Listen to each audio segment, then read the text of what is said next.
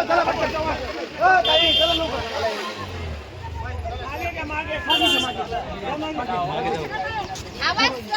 जायला नको, आमचा आवाज येऊन द्यायला नको होता ना.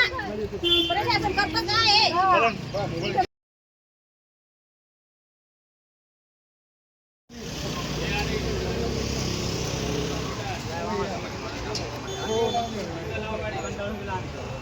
आणि 8-9 महिन्यापासून माल ठेवून जातोय आमच्या मार्केटला माल पोहोचून करत. त्यामुळे आम्ही तुमची भेट घालून देऊ. आम्ही तुमची भेट घालून देऊ.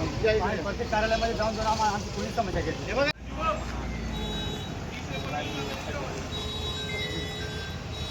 किती ते पाऊस ना मध्ये थोडा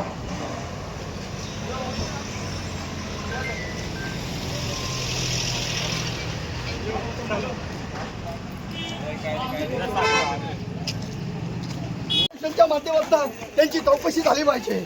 दक्ष पत्रकार संघाच्या माध्यमातून 6 दिवसापासून या ठिकाणी आंदोलन चालू आहे. या आंदोलनाची दखल यांनी घेतलेली नाही, म्हणून माझ्या या ठिकाणी दक्ष पत्रकार ड्रायव्हर कुठे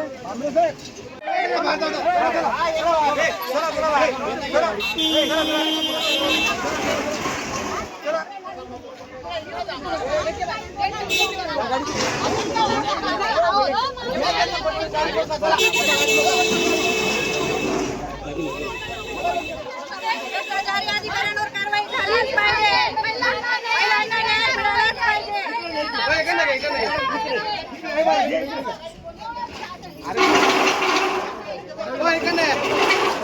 कुठून आले तुम्ही? आम्ही पुरा खेड्या महिला बचत गटांच्या अत्याचार झालेला आहे, भ्रष्टाचार झालेला आहे. हे बागुलचं ना?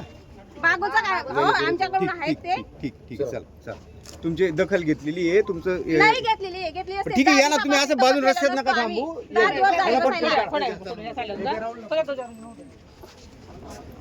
महिलांना न्याय मिळायलाच पाहिजे. भ्रष्टाचार करणाऱ्यांवर अधिकाऱ्यांवर कारवाई झालीच पाहिजे. लाडक्या बहिणी रस्त्यावर आहेत, प्रशासन काय करत आहे अजून दखल आमची घेतली नाही. काय मागणी होती? आमच्या मशिले आहेत, बोगस दिलेले आहेत. 3 वर्षापासून त्यांना सांभाळतोय, काहीच नाही करत. आम्ही कर्जबाजारी झालो पहिला. आम्ही गाडीत बसणार नाही.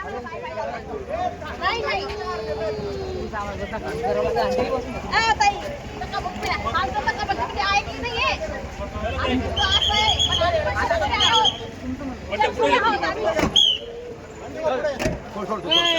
महेश बाबा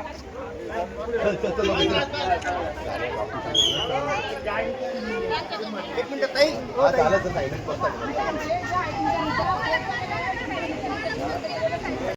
तर मग 10 दिवसापासून आणखी कसं मुलं बाळच गाडी घेणार रे.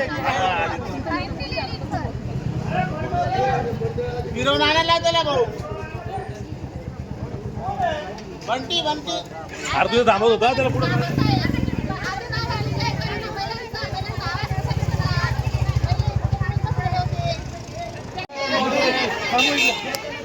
गाडीत बसवा. बंट्या सोडतो बोलते चल.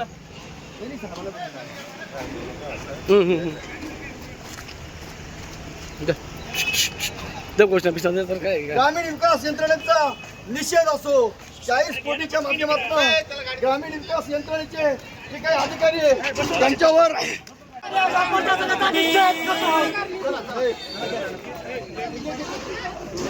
लक्ष द्या.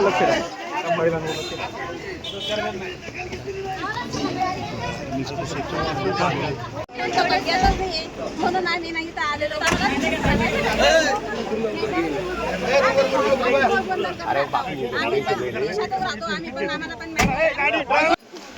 बाबू काय मागणी तुमची?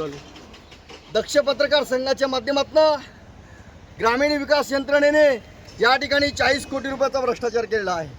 ग्रामीण विकास मंत्रालयातून या ठिकाणी मोठ्या प्रमाणामध्ये जो काही आम्ही अहवाल पाठवलेला होता त्याच्या माध्यमातून चौकशी देखील व्हायला पाहिजे होती, परंतु या ठिकाणी जिल्हा परिषदच्या सीओपासून तर जिल्हा ग्रामीण विकास यंत्रणेच्या अधिकाऱ्यांपर्यंत मोठ्या प्रमाणामध्ये यांनी कुठल्याही प्रकारची दखल न घेतल्यामुळे दक्ष पत्रकार संघाच्या माध्यमातून या ठिकाणी आम्ही आत्मदहन केलेलं आहे.